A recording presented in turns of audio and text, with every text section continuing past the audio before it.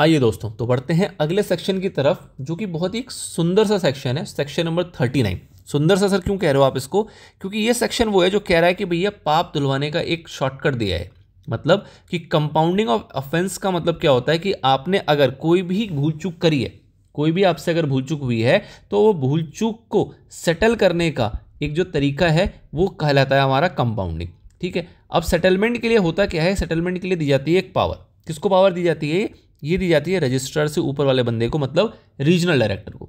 Regional director को कहा जाता है क्या कि भाई ऐसा है ना कि ये एक एलएलपी है, ये इस एलएलपी के पार्टनर हैं, इन्होंने ना कुछ मजे लिए हैं आरओसी के साथ। मतलब कि आरओसी के साथ इन्होंने कुछ भूल चूक करी है जिसको आरओसी ने पकड़ लिया है। अब वो किसी भी प्रोविजन के, एलएलपी का कोई भी प्रोविजन, कोई भी सेक्शन ऐसा है जिसके तहत ये बेचारे पकड़े गए हैं, इन्होंने कुछ गलती करी, कुछ भूल चूक हुई, कुछ अपराध हुआ इनसे, और वो पकड़े गए। किसने पकड़ लिया है? आरओसी ने पकड़ लिया है। ठीक है, अब आरओसी कह रहा है कि भैया हम तुम्हारे ऊपर प्रोसिक्यूशन चलाएंगे, मतलब तुम्हारे ऊपर अब कार्रवाई चलती रहेगी, और तुम्हें जब एक्चुअल में दोषी करार दे दिया जाएगा तो फिर तुम्हारे ऊपर जो भी हमारे प्रोविजन के हिसाब से पेनल्टी लगनी चाहिए वो पेनल्टी लगाया जाएगा। इंप्रिजनमेंट है तो इंप्रिजनमेंट लगाया जाएगा। एज द केस में भी जो भी सिचुएशन है, जो भी सेक्शन है, उसको वहां पे अप्लाई किया जाएगा। सवाल जवाब आपसे चल रहा है। ठीक है, अब आप कहते हो कि साहब हम हैं बिजनेस वाले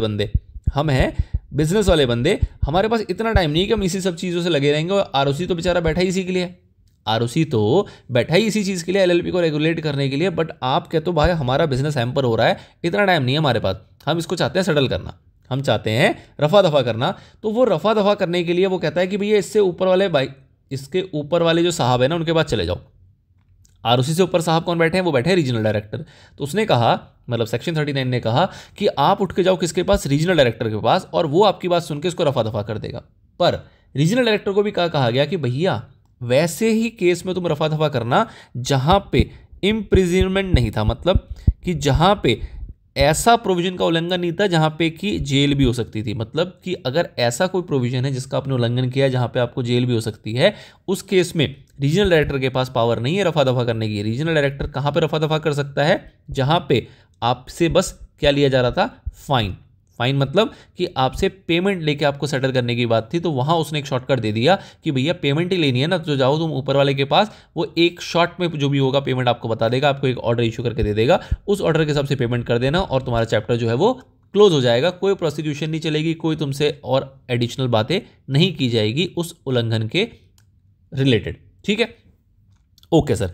तो बेसिकली क्या हुआ कि रीजनल डायरेक्टर को कहा गया कि भैया तुम सिर्फ जेल वाले किस्से को छोड़ दो, उस केस में तो चलने दो एज पर सेक्शन जो भी चल रहा है, बट अदर देन दैट अगर कोई केस है, कोई ऐसा इशू चल रहा है, तो उसको तुम निपटारा कर सकते हो एक शॉट में। अब निपटारा करने का मतलब क्या होगा कि भैया आप फाइल करोगे, आप कहोगे कि भैया मैं कंपाउंडिंग कराना चाहता हूँ। आप कंपाउंडिंग के लिए फाइल किसको करोगे?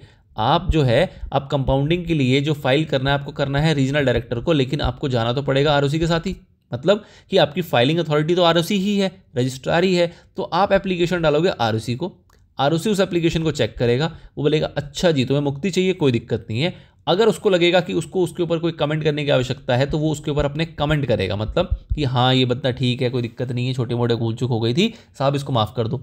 और नहीं, अगर उसके ऊपर कुछ और एडवर्स कमेंट करना होगा, वॉट एवर जो भी आरओसी को लगेगा वो उसके ऊपर कमेंट करेगा और एप्लीकेशन आपका बढ़ा देगा किसके पास? रीजनल डायरेक्टर के पास। अब रीजनल डायरेक्टर आपके एप्लीकेशन को करेगा असेस करने के बाद वो आपके ऊपर पास करेगा ऑर्डर। अब ऑर्डर में क्या क्या चीज़ें पास कर सकती है? हो सकता है वो आपसे कुछ डॉक्यूमेंट मांगे, भैया लो ये डॉक्यूमेंट दे दो, ये आंसर दे दो, ये डिक्लेरेशन दे दो कि आगे कभी ऐसा नहीं करोगे, और जो उसको लगेगा फाइन वो फाइन डिसाइड कर सकता है कि भैया इतना फाइन दे दो और चैप्टर क्लोज करते हैं। ठीक है, अब ये जो ऑर्डर है ना, ये ऑर्डर आपको मानना पड़ेगा। मतलब क्या हुआ कि इस ऑर्डर में फाइन के बारे में लिखा जाएगा, डॉक्यूमेंट्स वगैरह के बारे में लिखा जाएगा, कोई फॉर्म वगैरह फाइलिंग जो भी होगी, बेसिक चीज़ें वो आपसे मांग ली जाएंगी।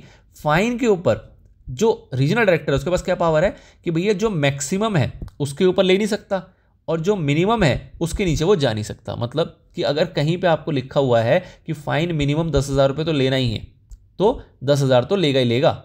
आपका रीजनल डायरेक्टर के पास पावर ये नहीं है कि वो 10,000 से नीचे चला जाए, और कहीं पे लिखा है कि मैक्सिमम 5 लाख रुपए लेने हैं तो 5 लाख से ऊपर भी नहीं जा सकता। मतलब इसके बीच में ही वो सेटल करेगा जहां भी उसको उचित लगेगा, रीजनल डायरेक्टर को जहां भी ठीक लगेगा वो इसके बीच में उसको सेटलमेंट का ऑर्डर पास कर देगा। ठीक है सर। अब आपने कहा कि सर हम चले तो गए थे निपटारा करवाने के लिए किसके पास? आरडी के पास, लेकिन जो उसने आरडी ने ऑर्डर दिया है ना उससे मज़ा नहीं आया। मजा मतलब कि हम तो सोच गए थे कि भैया मुक्ति मिल जाएगी, बहुत आसान हो जाएगा, लेकिन आरडी ने तो हायर अमाउंट का पेनल्टी दे दिया मान लेते हैं, या फिर कुछ ऐसी चीज़ मांग ली जो हम देना नहीं चाहते, या वॉट जो भी सीन रहा हो। मतलब क्या हुआ कि जो ये ऑर्डर आया, अब आप इसका पालन करना नहीं चाहते, आप कहते हो नहीं जी हम तो आरओसी खेलेंगे, हम तो प्रोसिक्यूशन में जाएंगे, हम कोर्ट में जाएंगे वगैरह वगैरह। उस केस में क्या होगा, उस केस में कहा जाएगा कि भैया हम मजे लेने थोड़ी बैठे हैं, सेक्शन 39 ने एक प्रोविजन दिया आपको राहत देने के लिए, आपने क्या किया, आपने अपना टाइम भी खराब किया, आपने एप्लीकेशन दी आरओसी को, आरओसी का टाइम भी खराब किया, आरओसी से किया आरडी पे, आरडी का टाइम भी खराब हुआ, और फिर आप कहते हो जी जो उसने ऑर्डर दिया वो उसमें मज़ा नहीं आ रहा, हम तो कोर्ट में जाएंगे। आपको जाना है आप जा सकते हैं, लेकिन आपके ऊपर अगेन लगाया जाएगा क्या, पेनल्टी। किस चीज़ का, नॉन कंप्लायंस का। नॉन कंप्लायंस का पेनल्टी जो होगा वो कितना हो सकता है भाई साहब, जो भी आपका प्रोविजन था, जैसे कि यहाँ पे हम कह रहे थे 10 लाख से लेके 5 लाख तक जो प्रोविजन था आपका सेक्शन जिसका आपने ऑफेंस किया था, उसका डबल कर देंगे। मतलब कि अब जो आपका ब्रैकेट है वो 20,000 से लेके हो जाएगा कितना, 10 लाख तक का। मतलब इसके बीच में आपके ऊपर क्या हो सकता है, पेनल्टी लगाई जा सकती है। ठीक है, तो ये क्लॉज जो है वो भी देता है आपको कौन, सेक्शन नंबर 39। ठीक है जी, तो this is your section number 39। बहुत ही इंटरेस्टिंग और बहुत ही प्यारा सा सेक्शन है। क्यों प्यारा सेक्शन है, क्योंकि इसके ऊपर सवाल बहुत प्यारे तरीके से फ्रेम हो सकते हैं। केस स्टडी बेस्ड क्वेश्चन जो होते हैं वो काफ़ी सुंदर तरीके से इसके ऊपर फ्रेम किए जाते हैं, इसलिए बहुत ही रेलेवेंट हो जाता है। ठीक है सर, आइए तो अगेन मैं यहाँ पे रिपीट करूँगा कि आपको यहाँ ऐसे जो सेक्शन होते हैं ना उसको लाइन बाय लाइन पढ़ना चाहिए, कुछ भी स्किप करने की जरूरत नहीं है। आपको मोटे तौर पे मैंने कहानी तो समझा दी, बट सिर्फ कहानी समझ के आगे बढ़ने की आवश्यकता नहीं है, आपको एक बार रिपीटेडली लाइन बाय लाइन पढ़ने की जरूरत होती है, ताकि आप उसके बेसिस पे अपने एग्जाम के अंदर जो अपना आंसर होगा ना उसको अच्छे से फ्रेम कर पाओगे।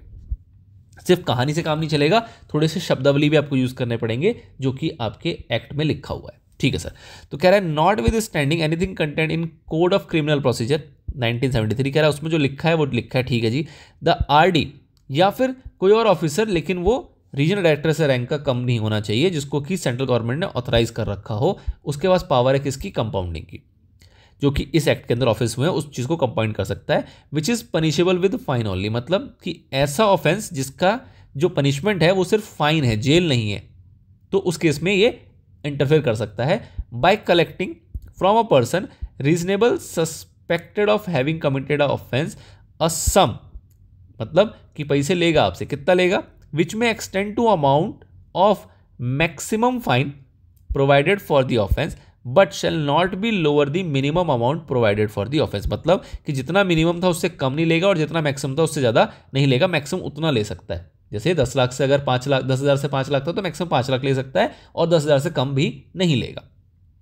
ठीक है सर, आगे nothing content in subsection 1 shall apply to an offense committed by a LLP or its partner or DP within a period of 3 years from the date on which similar offense committed by it or him was compounded under this section। मतलब क्या हुआ sir कि अगर आपने एक बार compounding कराई थी, ठीक है सर, आपने इस डेट पे कंपाउंड कराई थी, लेट से मैं कहता हूं 1 जनवरी 2025 को, ठीक है, तो इससे आप 3 साल के भीतर अगर दोबारा कोई अपराध करते हो ना तो आप कंपाउंडिंग नहीं करा पाओगे। Nothing content in subsection 1 shall apply, मतलब कि जो सबसेक्शन 1 में कंपाउंडिंग वाली बात लिखी है वो अप्लाई नहीं होगा। कब, जब आपका एक बार कंपाउंडिंग हो चुका है इसी सेक्शन के तहत, सेक्शन 39 के तहत, और दोबारा 3 साल के अंदर फिर से आपने कोई कांड कर दिया और फिर से आप चाहते हो कंपाउंडिंग हो जाए तो वो नहीं होगा।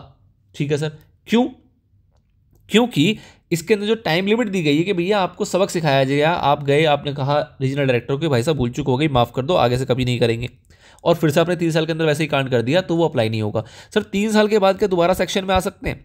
बिल्कुल आ सकते हो, और तब जब आप आओगे तब माना जाएगा कि ये जो आपका अपराध है ये पहला अपराध है, फर्स्ट ऑफेंस, मतलब पुरानी भूल चूक आपकी गंगा में बह गई, उसको आप भूल जाओ। मतलब कि 3 साल के बाद जब आप कोई ऐसी भूल चूक करोगे तो उसको मान लिया जाएगा कि वो क्या है, आपका पहला ऑफेंस है। ठीक है, आपको ये माना जाएगा कि आपने पहले कभी कोई अपराध किया ही नहीं था, लेकिन उसके लिए आपको कितने दिन तक सबर करना पड़ेगा? 3 साल तक। 3 साल एक्सपायर होने के बाद ही आप ऐसा कर सकते हो। ठीक है सर, आगे बढ़ते हैं। Every application of compounding made to the, किसको दी जाएगी भाई? रजिस्ट्रार को, जो कि फॉरवर्ड करेगा इसको अपने कमेंट्स लिखते हुए, उसके ऊपर अपने कमेंट्स लिखते हुए किसको फॉरवर्ड करेगा? आरडी को, रीजनल डायरेक्टर को, या फिर कोई और ऑफिसर जो कि रीजनल डायरेक्टर के रैंक का ही होगा, जिसको कि ऑथराइज किया गया किसके द्वारा? सेंट्रल गवर्नमेंट के द्वारा। आगे बढ़ते हैं।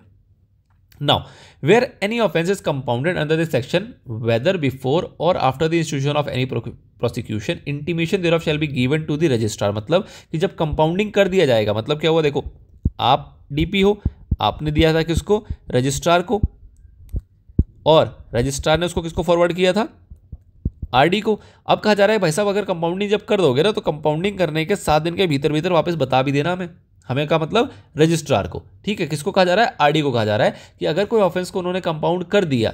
ठीक है, अब यहाँ पे कुछ बात लिखी है, प्रोसिक्यूशन शुरू होने से पहले या प्रोसिक्यूशन शुरू होने के बाद, उसकी बात अभी कर लेंगे अलग से।